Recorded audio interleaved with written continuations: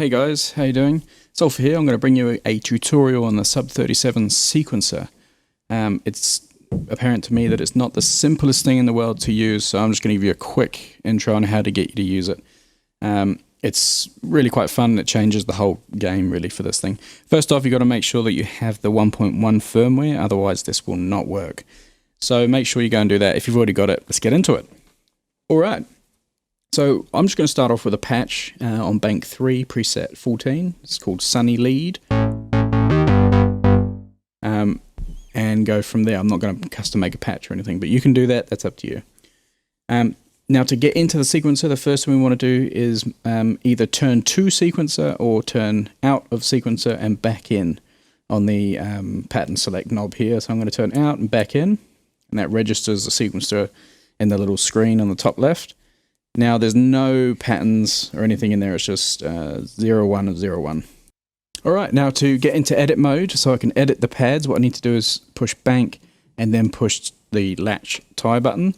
And in the screen you'll see, I don't know if you can actually see on the camera, but when you do it you'll see it says edit now instead of seek for sequence.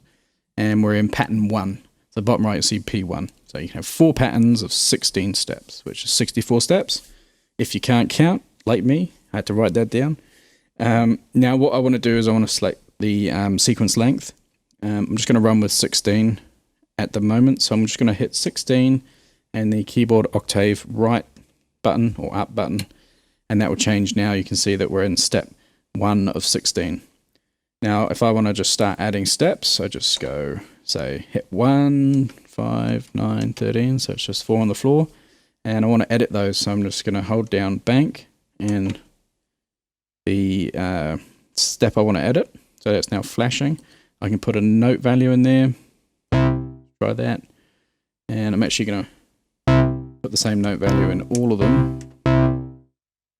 So it's just got a real basic loops going on there when I hit play. I'm just going to turn down the BPM a little bit, we'll get to that in a second. If I want to audition that, I need to come out of the edit, so I'll just hit bank again, and I want to make sure that rest or the on button is lit up. That's the activates the sequencer.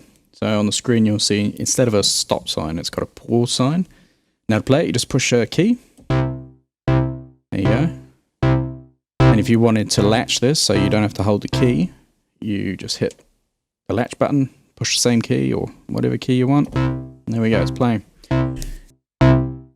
Alright, so 16 steps is all good, but we need some more. So I'm going to add another set of 16 steps. So what we do is we hold down the bank button and push the keyboard octave up or right button, and that puts us into pattern 2. Same thing again, I hold down 16 and the keyboard octave right button. There we go. Now see on the screen it says we've got 32 steps. Now I can program these the same way, just by adding in some steps there. So I've got the same again, 4 down. Now what I want to do is edit them. Make sure Yep, okay, so we're going to go with that. And I'll just jump out of edit by pushing bank, make sure that the sequencer is on, and push a key. We have a little sequence. Just turn up the BPM a little bit. There we go. So BPM is controlled by the Arpeggiator. You can control it via your PC or your DAW and hit the sync button. So you just need to set it up so that you're sending clock signal from your DAW to the Sub-37, and then you can hit sync and your DAW can control it, so you can integrate it quite easily.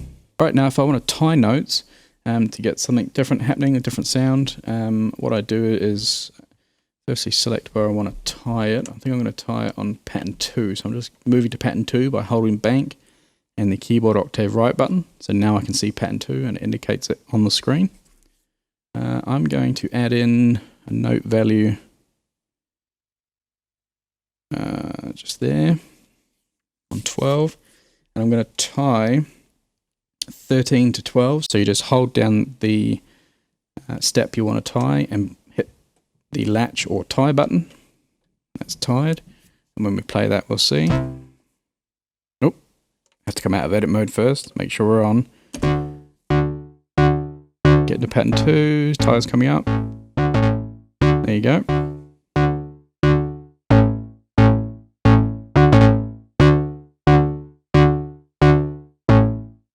Okay.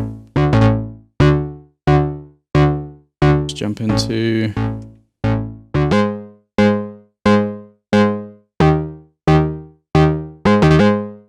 there we go. And you can also do the same thing with rest. So you just hold down the note that you want to rest on. Say I want to rest on there, hold rest, and that should miss that note, no, that step on the next row around. There we go. That just completely skips it. So you can edit whilst it's running, but you need to make sure that when you're editing a certain step that you do it quick enough so you don't jump into the second pattern, which can be tricky if you're doing it on the fly.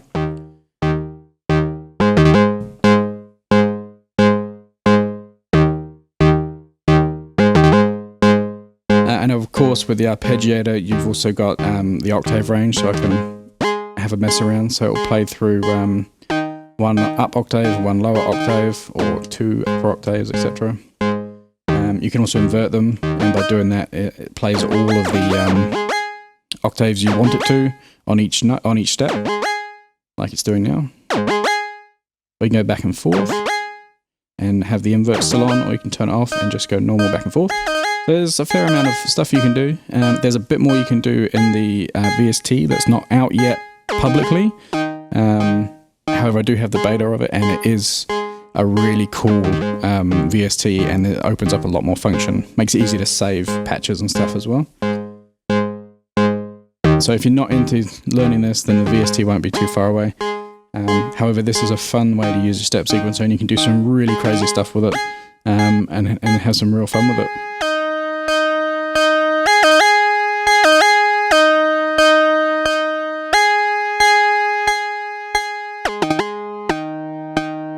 It's really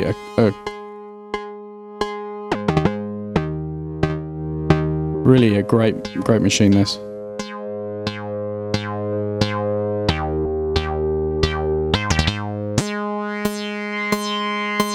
Really great fun. Turn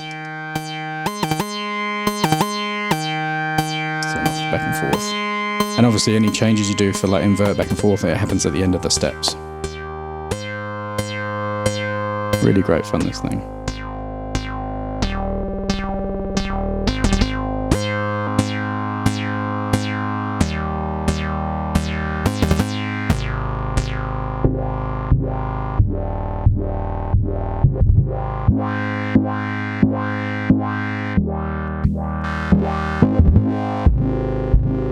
Really cool, really cool. So yeah, basically jump in, have some fun. If there's anything I've missed out, if you've got any questions, just drop them in the comments and I'll endeavour to answer them all. Otherwise, have a good day and I'll see you later.